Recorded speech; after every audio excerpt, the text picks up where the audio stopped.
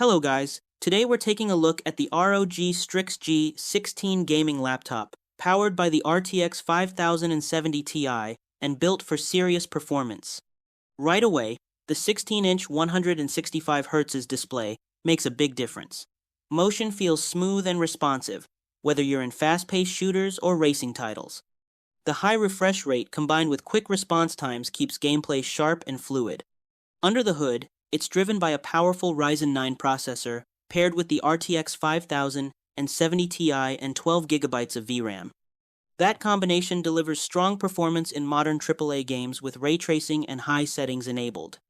It's also more than capable of handling video editing, streaming, and heavy multitasking without slowing down.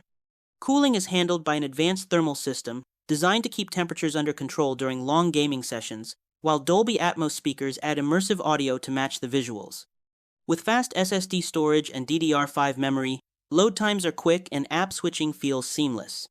Overall, the ROG Strix G16 delivers high-end gaming power in a bold, performance-focused design. Thanks for watching, and I'll see you in the next one.